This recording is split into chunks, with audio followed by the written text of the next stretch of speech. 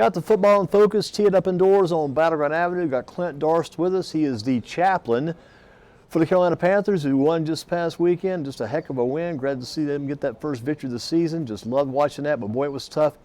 Eddie Pinero was doing this. He was pointing toward the sky, and he had to kick that field goal 3 times to make it good. It was just so gut-wrenching, so stressful. You probably talked to him maybe after the game, before the game. What did he have to say after all that? And that was so much stress involved there. Yeah, it was a pretty intense moment, over and over and over those 3 times.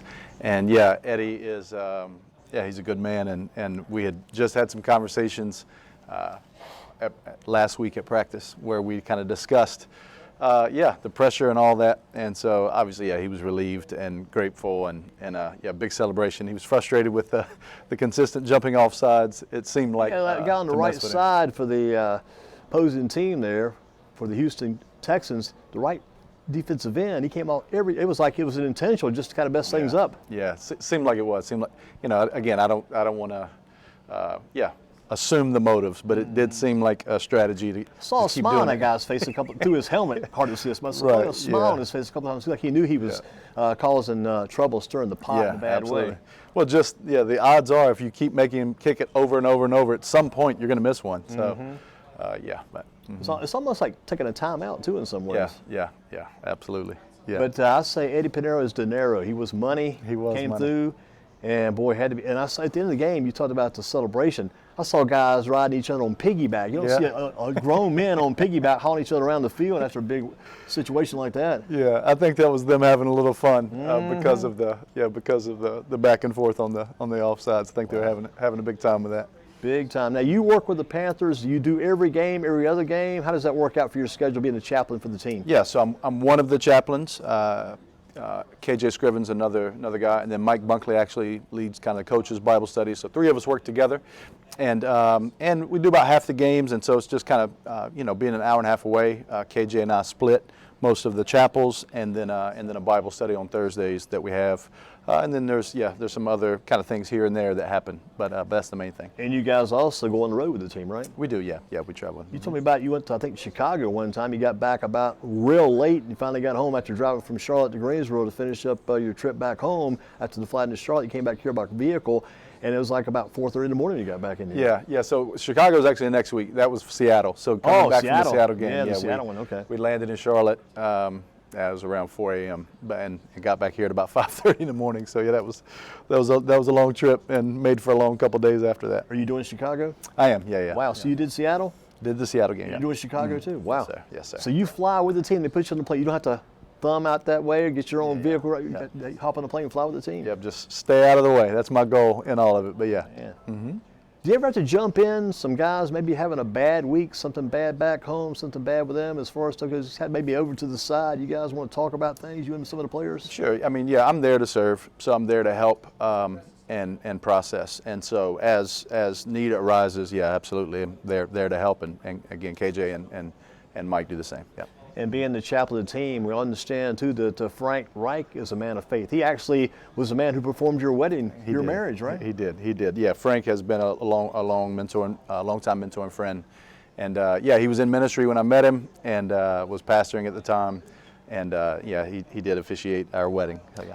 And you told me before too, our times talking in the parking lot at King's Cross Church on Benjamin Parkway, former Benjamin Parkway Baptist Church, now King's Cross Church. You told me that Frank Reich has a home in Greensboro. He could well be living here one day when he gets through coaching. Yeah. He has a couple of daughters here, one in Charlotte. So he's got family, kind of all over the Carolinas from his time here. So at some point we hope he'll be here long term. We'll see though. We never know.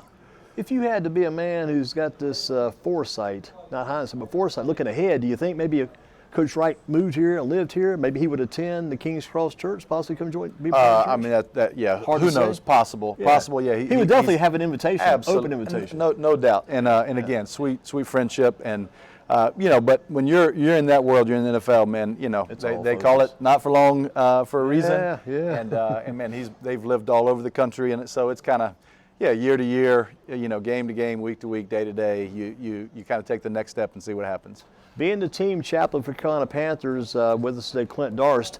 being that team chaplain and seeing the team and how they've been playing, how they've been feeling after the past game or so, do you see this team now they're headed in the right direction? Yeah, absolutely. I mean, I think, I have a tremendous amount of respect for the discipline, the work. I think, I've been a fan of football my whole life. I grew up on it, and I've coached. So I've been an offensive coordinator at a JV team and a quarterback coach at a varsity team. And then I've been around high school football, college football, and pro football some. But being in there, I do think there is as a fan, I now realize I know nothing about this game compared to the amount of work and study and discipline and effort and attention to detail is just mind-boggling. So, yeah, I think it's incredible to see the work they've put in. So I think the foundation's great. Anytime you're going, you're putting in a new offense, you're putting in a new defense, you've got half the roster is new, you got a new staff, you got everything new. Then you're gonna have to figure some things out, and that's difficult. But these nobody's making any excuses. Everybody's got the right kind of attitude. Everybody's coming to work, doing what they need to do, and yeah, I think getting that first win under our belt was good, and I think headed the right direction. Thinking about kind of a biblical standard or a biblical thought from Bryce Young's perspective, he seems like talk about this in the Bible a lot too, about humility. He's like a very humble young man. Sure, yeah, incredible character, incredible leader. Everything you would hope and want. He's been wonderful. Panthers, Clint Darst with us, the team chaplain, also former quarterback back in the day, right? You played quarterback back in the days. You played at Wingate. Some people call it Wingate. I always call it Wingate. You were there in college, right? No. So I played football at Burns High School. Burns High School, yeah. High School. And then I was on staff with the campus outreach at Wingate. You were at Wingate? Yeah, working there at Wingate. Didn't play football there, though? No, I did not play football. So I was a chaplain. Did you come close to playing football there? So I had a really bad injury my senior year of high school. I was in the hospital. The injury affected you then. Yeah. So college football wasn't really an option for me. Wow. Yeah. So the injury happened now in high school? Yeah, my senior year. Yeah, that happened my senior year. What happened? In practice, last defensive play of practice, I went in one defensive play. I played quarterback, but I went in one defensive play. Yeah. Tripped over somebody's foot and was falling and stuck my arm out to catch myself. It was just a really unusual, it was a bad break. So I was in the hospital for a week and had to have 3 surgeries to get it fixed. They couldn't get it right. And so I couldn't do anything for 18 months after that. Wow. Boy, tough closure. Yeah, it was, absolutely. Now, in the hindsight, in the moment, I remember that the Friday night laying in the bed listening to our team on the radio lose and crying and praying and saying, God, I don't understand why this has happened, but I trust you. I look back now, it was a long time ago. I look back and see, thousands of reasons why, and see his kindness in it. So yeah. How did you end up being the Panthers chaplain again? Tell us that story again, how you got together with them to be their chaplain. Because one time I think, if I'm not mistaken, looking back at some of your past history, I tried to collect in my mind as we've talked, you were actually at Page High School. You were like a chaplain for the Page Pirates local team here. Yeah, so we moved here in 2017 and met Lee Meekins, who's a coach now, I believe, over at Grimsley. Grimsley, yeah. And he was at Page. He was friends with a neighbor, and we had, in moving here, just hoped to be a part of the community, love football. I worked at Wingate with Joe Reich, Frank's brother, there for 4 years, and so we did that at Page here, and we love the game. My wife and kids love the game. My wife grew up in Bell, West Virginia, and that means she grew up in elementary school going to watch Randy Moss play high school football, and basketball and too. basketball with Jason Williams. Yeah. So she grew up. She loves football. My kids love it, and so we've always kind of ministry and football have gone together for us, kind of wherever and whatever that's looked like. And the Kings Cross Church where you work now, that church has changed a lot since you came here too, because back in the day it was the Benjamin Parkway Baptist Church, I think it was. Then you kind of merged with another church together, kind of blended the two churches together, kind of opened things up a little bit. Now the crowd there, the congregation has grown, gotten bigger. You guys got the tent out. Have you used the tent yet? We have. We used it one time, yeah. Okay, I know the weather's been kind of crazy. Yeah. But you got the tent outside, you got the parking attendants on Sunday morning, you got a couple of services on Sunday. Came to Kings Cross Church. Talk about how that's grown, how that's changed since you came in, and how you like how this plant is going right now. We planted the dream even since childhood, and because of football, my experience with football was to see kind of a church that would reconcile people to God and to one another through the King's Cross, hence the name of the church, and across ethnic and socioeconomic and generational bounds. And so that was the dream. So we started from scratch. There was 14 of us in 2017. 14 of you. And moved here to do it. And And then, another group kind of jumped in with us, about 30 or 40 folks before we started in 2017. And so we launched, and God has been really kind, and things are going really, really well. It's a multi-ethnic, multi-generational church, and we're really grateful. Yeah, we're overwhelmed.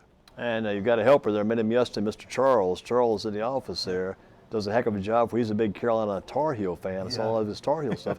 In fact, I think he's got something in there, maybe some Walter Davis connected stuff. And Walter Davis just passed away today, which is kind of crazy. I think he was 79 years old, Walter Davis, former Tar Heel basketball great. But Charles' last name again? Yeah, Charles Greer. Greer, I knew, I gotta get the Greer name. Charles Greer, I mean, just a super fan of the Heels and sports. His son, Sammy, I think played rugby at Grimsley, then played some up at Appalachian. But I met him, and also the way I found out about the church, found out about you, in fact, was through, I want to give you this book, too, because I bought a book I wrote a while back. And on the back of the book, it talks about little description and a little quote from the back of the book. It says, "Kids, you better get home. Your parents are going to be looking for you. Don't you know it's getting late and dark? Go home, kid." And that's when I was at the basketball court, and the guy saying that was Bobby Darst from your church. Okay, all right. Yep, in Forest Valley neighborhood. Mr. Darst was walking by that night, saw me in the back. He thought I was a little kid shooting basketball. It was around Halloween time.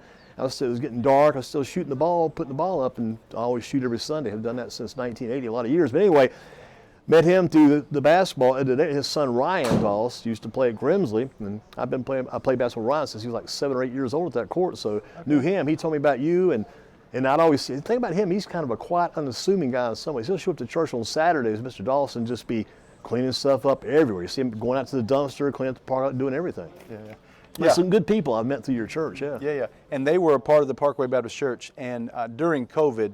5 months prior to COVID, we were at a warehouse downtown. There was a fire code issue, and so we kind of on a Friday night got told we couldn't. I was actually on the sidelines at a Page football game. Told we couldn't meet that Sunday morning. We had just gone over 200 people for the first time. Wow. And so we ended up meeting that Sunday night. So we just moved our Sunday morning service to Sunday night over at Parkway Baptist, and then for about 5 months we did that. Then COVID hit, so we were homeless for 5 months.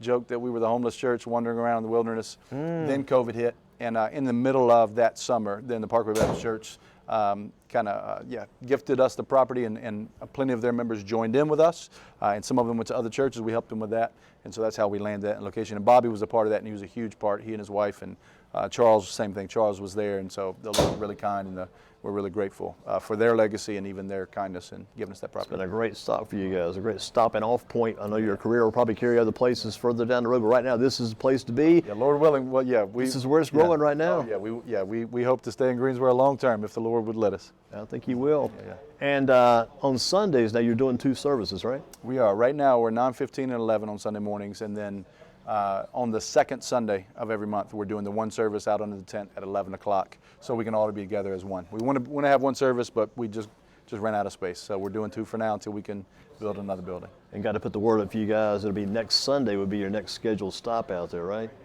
Second Sunday of November?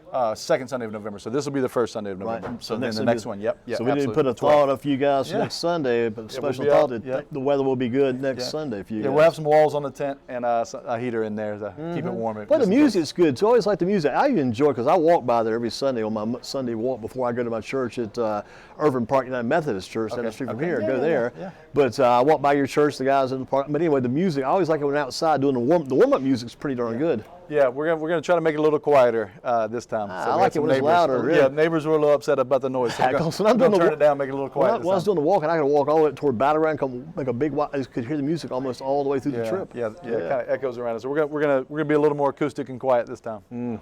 It's good stuff going at King's Cross Church with Clint Darst, their pastor, the leader there, and also the chaplain for the Carolina Panthers. For the Panthers coming up this coming week, they're going to be at home this week. We are, yes, 4:05 against the Colts. In a late game this week against the Colts coming in. Yeah. Wow. Yeah. When the time change hits, I don't like it as much, the late games, because usually you set your schedule. So as that first game, you go out and do some shooting the basketball and working out in the afternoon. But now you gotta at least watch the first half to get to know what's going on. So it's going to make it a little bit later with this time change coming up. But what do you see about the team coming in Sunday as they get ready? What do you think is going to be the word? Yeah, I think we're getting healthier. It's been, again, when you're rebuilding everything and you got a new staff and all that, and then you have a ton of injuries with a lot of your best players. That's just difficult. And again, nobody's making excuses. Next man up, got to go to work. But finally, a lot of the guys are getting healthy. I saw that Von Bell was back at practice this week, which was a big deal. So excited. Hopefully he's back. I think J.C. Horn's getting closer. Boy, if he gets back and can play 6 or 7 games in a season, I'll be happy for him. Yeah. If we can get some of those key guys back, losing Shaq game 1 was difficult, and then Brady Christensen the guard. We're getting healthier, and so feel good about that. And so I think we're headed the right direction, and again, guys are getting this trade deadline behind us, and no big moves. So it's just a consistency and team chemistry to move forward. Yeah, I feel excited about that. One thing about it with losing Shaq Thompson changes some things at linebacker. One thing it has done and continued to do, it started last year and built this year, number 49, Frankie Louvu, is becoming one of the top linebackers in the entire NFL right now. Yeah, he was the NFC Defensive Player of the Week this week. Oh, so yeah, got that award. He had 12 tackles and sack and a couple. And good to see his mom there too, his mom and dad there, his parents at that game. Yeah. He's an incredible leader, incredible in the locker room, incredible on the field, and it's fun. It's fun when you see, And I like it too. He's working on his U.S. citizenship. He's getting close, and that's something he feels like when that happens. He just completed, actually. I think he's completed. He's got it done. Then they said on TV his family. Yeah. Wow, working on getting that. Maybe I'm wrong, but I think he had finished. He completed something right before the season started. And you had to feel good too about Sunday when you got Muhsin Muhammad going in, and you got Julius Peppers going out to Ring of Honor. Oh, man, you think about Muhsin Muhammad, that guy was like a linebacker playing receiver the way he played. Absolutely. Ooh, tough, absolutely. Extremely tough. Yep. And back in that game, a couple of key plays. We've got to let you go in here pretty quick, but I thought that maybe on the game-winning drive, the pass to Adam Thielen that Bryce Young threw that double coverage window was so huge to get that key first down, moving the ball. Yeah. Incredible play by both of them. Great throw, great catch, clutch moment. When it's all on the line, which that's what you live for in sports, those moments, and then coming through and sealing the deal. So that was fantastic. I didn't do last week's game, so we were in my living room, jumping up and down. Oh man, just like everybody else. Absolutely. Yeah, late in that game. And you think about a guy like Thielen who's leaving Minnesota, coming to Carolina. He could come here with this nice big contract and say, well, I'm going to catch a few, but this guy's come in. His work ethic is off the charts. Off the charts. You got to love what that guy does. Adam's as good as they come. Yeah, absolutely. Unreal.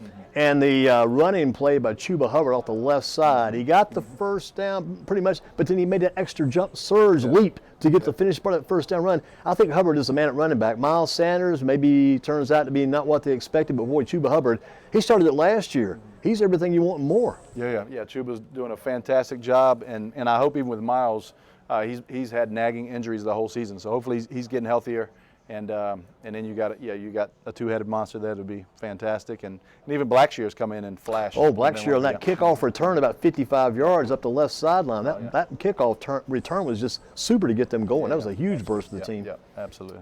Well, you got to like what the team did this past Sunday, and you hope they can carry it over this coming Sunday too. Yes, sir. Against the Colts, who've got another young quarterback. I think Anthony Richardson, their quarterback. He is. Now he's out for the year. He had to have shoulder surgery. Man, he hit that. He had one, but that shoulder been popped 2 or 3 times even before then. His shoulder's messed up. He's gone. So good chance to beat the Colts then. I think we got a good shot. We got a good shot at it. So. And then you got the Bears after that. DJ Moore and Deontay Foreman, former Panthers on that team. That should be a lot of fun too. Yep, absolutely. Yeah. Well, listen, I know you're getting busy. Appreciate it. Thank you so much for the opportunity. And I hope to be at your church one Sunday to visit sometime down the road. Tell Mr. Charles that coming by to see them, and tell Bobby Doss we got together and got this talk going. And appreciate you. And perfect timing after that win back on. Absolutely. Glad you pulled this in your schedule. Thank you so much. My joy. Pleasure to be here. And good luck to the churches. And give us again the location of the church for people who we say Benjamin Parkway, near the library, just down the street. Give us again your location. 1411. It's 1411 Benjamin Parkway. And you can't miss that big brick building. Oh yeah, it's right there. Yep. And don't look too close to the park. I'll just say this: if Clint is in, look out for a maverick. Just a maverick. He's a maverick man. We'll tell you that much. Thank you again, Clint, so much. God bless you. Yeah, Thank you you. too. Clint Darst.